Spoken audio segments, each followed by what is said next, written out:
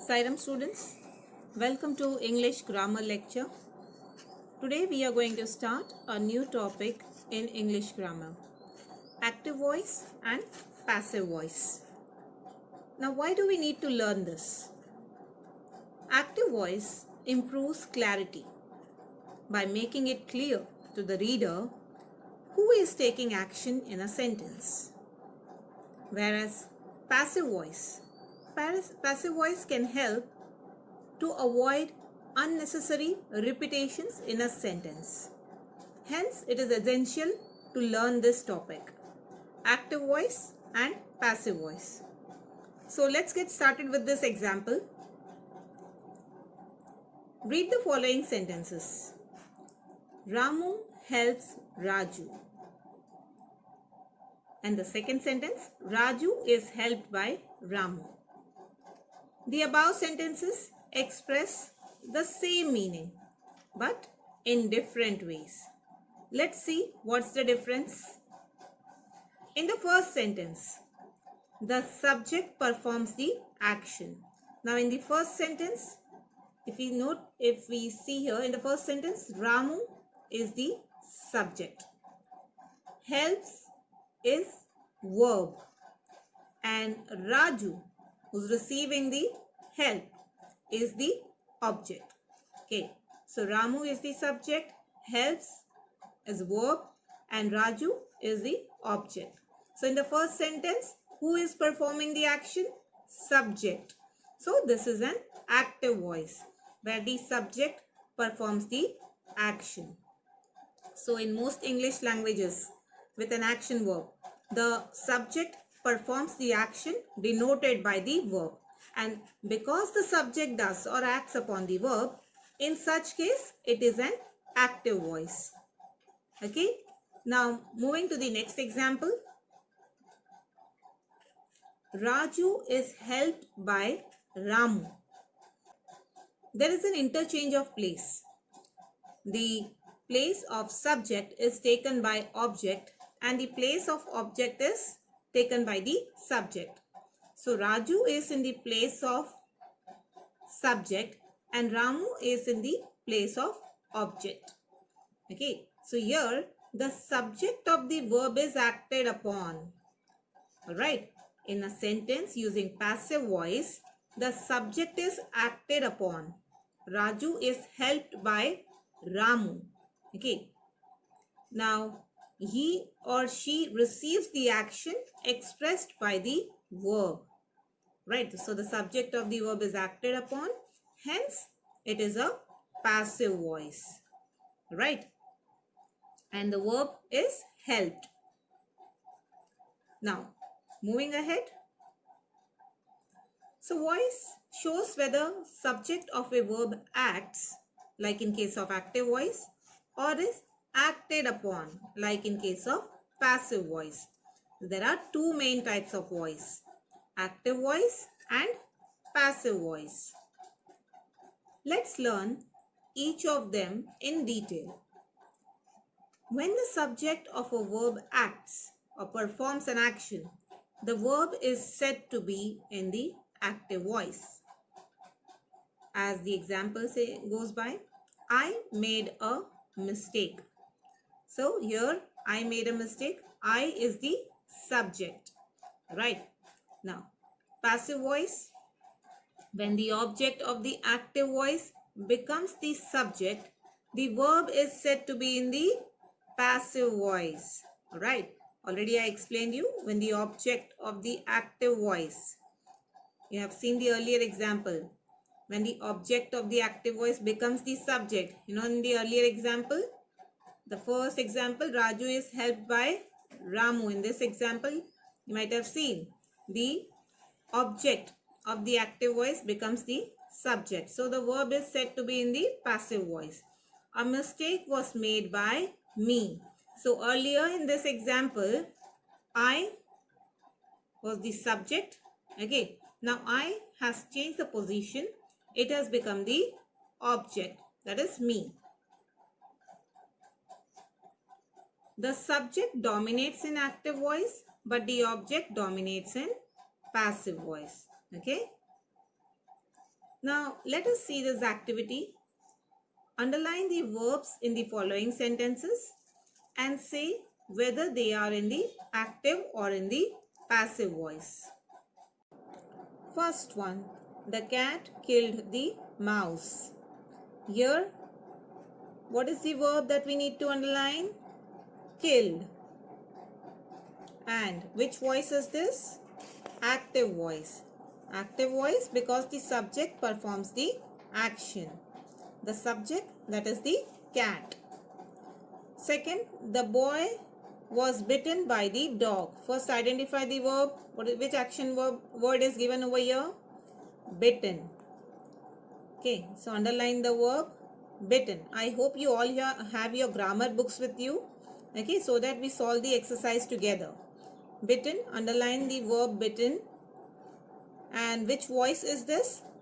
The dog was bitten by the dog. Sorry, the boy was bitten by the dog. So here, he or she receives the action expressed by the verb. Okay, the boy is receiving the action. He was bitten by the dog. So, this is passive voice. The bird was killed by a cruel boy. Okay, here again action is received. So, this is a passive voice. And what is the verb? Killed. I see a dark cloud. I see a dark cloud. So what is the verb to be underlined? See. And this is a active voice. Correct. The man cut down the tree. So the subject acts upon the verb. So this is an active voice. And what is the verb? Cut. He was praised by his father. He was praised by his father. So what is the verb? Praised. And which voice is this? Passive voice. We expect good news. What is the verb? Expect. And which voice is this? Active voice. The thief was caught by the police. So what is the verb? Caught. And which voice is this? The thief was caught by the police. So this is a passive voice. So I hope students, you are able to identify the verb as well as the type of voice.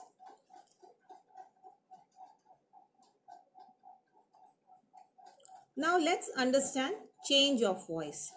The active voice can be changed into passive form and the passive voice can be changed into active form. So in order to master this technique that is change of voice, you must know 5 important conjugational forms of verbs. Now what is this word conjugational? Let me explain. Conjugational refers to how a verb changes to show a different person, a different tense, a different number or mood. That means in a sentence, in English, verbs, they change. They change as they are used. All right. And most notably with different people like you use you, I, we, and different time like you use now, later, before. Okay, so conjugational refers to how a verb changes according to tense, person, number or mood. Now all the verbs have the following forms. These 5 forms. All verbs have these 5. They have the following 5 forms. Okay, except the defective verbs. Okay, now these defective verbs don't have any of these forms. They remain the same. They don't change. Alright, so let me tell you first, before I explain you about this, before I tell you about the 5 forms, let me tell you what does this defective verb mean. Now, defective verbs, as I said, they retain only the form. The defective verbs retain only the forms in present and past tense. Okay, so they don't change. In English grammar, defective verb is a traditional term for a verb that doesn't exhibit all the typical forms of a conventional verb. What is a conventional verb? The ordinary verbs. Okay, so these defective verbs, they are nothing but the traditional, they are nothing but, you know, those ordinary verbs.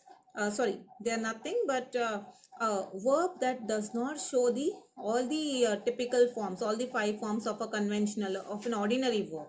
So they are a bit different. In what sense? That they do not change.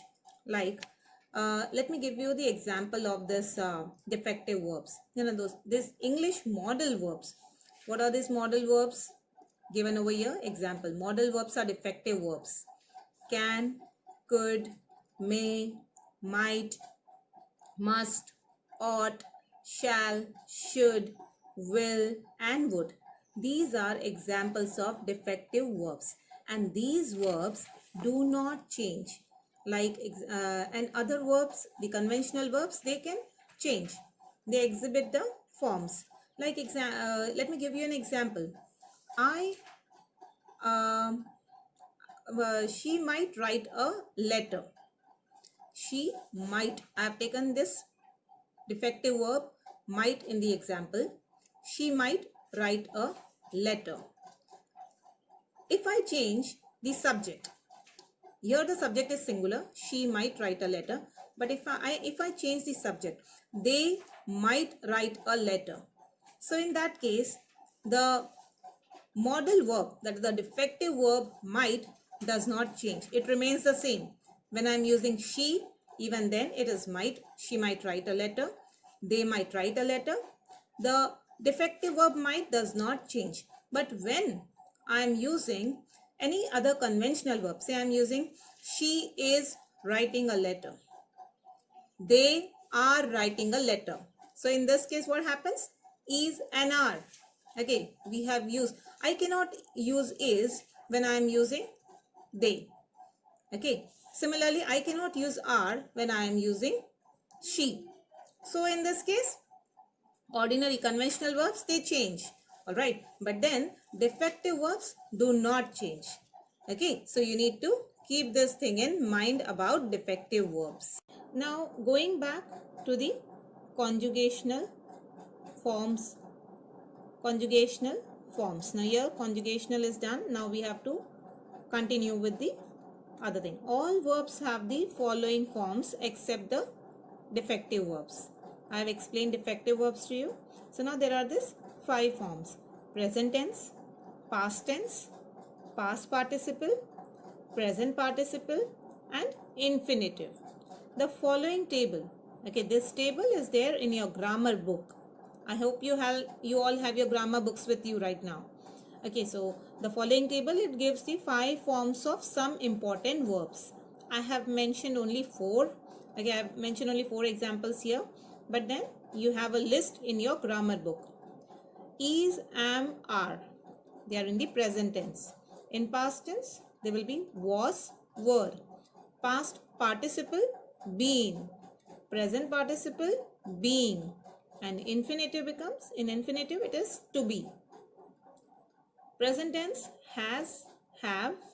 Past tense, had. Past participle, had. Present participle, having. Infinitive, to have. Present tense, does or do. Past tense, did. Past participle, done. Present participle, doing. And infinitive, to do. In present tense, we use give. Past tense, gave. Past participle, given. Present participle, giving. Infinitive, to give. Okay, so we need to keep these forms in mind. These forms of important verbs. Now, we also need to remember an auxiliary verb is necessary to change the verb into the passive voice. Now, what is this auxiliary verb? Auxiliary verbs are nothing but helping verbs. They are used along with the main verb. Okay, they help the main verb to express its tense, mood, or voice. So, auxiliary verb is nothing but helping verb. And it is necessary to change the verb into passive voice, and this auxiliary verb is in one of the forms of the verb to be. And without the help of the verb to be, no passive voice is possible. Okay, so whenever you are changing from active to passive voice, and auxiliary verb, the use of auxiliary verb is essential. Okay, it is in one of the forms of the verb to be. So there are different models to be learned while changing from active voice to passive voice. Right. Now we have 10 models in total. Let's start with the first one. Now here there are few examples given. He writes a letter. He wrote a letter. He will write a letter. He is writing a letter. He was writing a letter. He has written a letter. He will have written a letter. So there are 7 examples. Let's see how to change these sentences into passive voice. There are 5 steps that we need to follow. The following steps should be followed while changing from active to passive voice. Step number 1.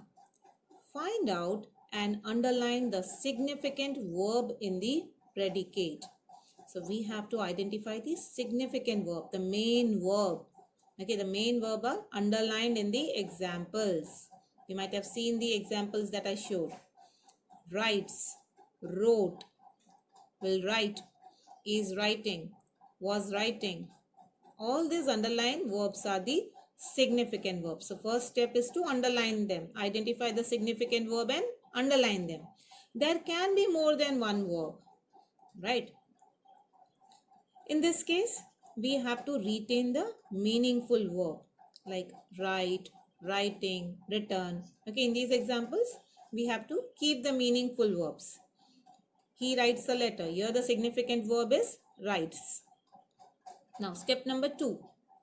Change the meaningful verb into the past participle form. Right. So, the meaningful verb should be changed into past participle form. Now, what was the meaningful verb in the example here? Writes is the meaningful verb. Okay. This writes will be changed into past participle. It will become written in this case. So, how will you write the sentence? How will you use it in this sentence? A letter is written by him. Okay. Notice the change of this meaningful verb. It has been changed into past participle form. From writes, it becomes written. Step number 3. Place the appropriate auxiliary verb. Auxiliary verb, remember? Helping verbs. Okay, examples of auxiliary verbs are is, are, was, were, being, been. All these are auxiliary verb. Alright, now we have to place the appropriate auxiliary verb before the past participle. Appropriate means the correct auxiliary verb before the past participle. He writes a letter. Let us take this example. Now here we learned that we have changed the main verb, the meaningful verb into past participle. We have changed it into written. Now we have to place an auxiliary verb. What will be auxiliary verb here? We have to use is. Why is we are using? Because the meaningful verb writes is in the present tense. Right? So writes meaningful verb, if it is in present tense, we will be using the auxiliary verb is. So how will our sentence be? A letter is written by him. The use of auxiliary verb is. Let's see the second example. He wrote a letter. Now if you notice the meaningful verb. What is the meaningful verb? Did you identify that, the significant verb? Wrote. Now here wrote is in which tense it is? Past tense. So past tense, again this first we have to change it and wrote will become written. And now which auxiliary verb to be used? Was. Okay, a letter was written by him. I hope students you understood this. Now moving ahead. He will write a letter. Here the auxiliary verb will be because the meaningful verb is infinitive. Okay, the meaningful verb is infinitive. So why we are using be? Why not to be? To understand this, let me tell you, to before the meaningful verb is left out. Okay, the meaningful verb in the sentence. What is the meaningful verb? Write. Okay, before that there is no infinitive. It is left out. And so, to will also be left out before the auxiliary verb be. Since it is not there. Okay, since it is left out in the question itself. Hence, it is left out before the auxiliary verb be in the solution, in the answer. A letter will be written by him. Okay, we have changed the meaningful verb also. From write, it has become written. Okay, and we have used the auxiliary verb be before the meaningful verb. So students, today we'll stop here, and I hope you are clear with what has been taught in this session. Don't forget to click on the link that is for your home assignment. Okay, the home assignment that will be related to a very easy thing, identifying active voice or passive voice. Okay, so I hope students you will complete your home assignment and submit the same on time. Thank you so much.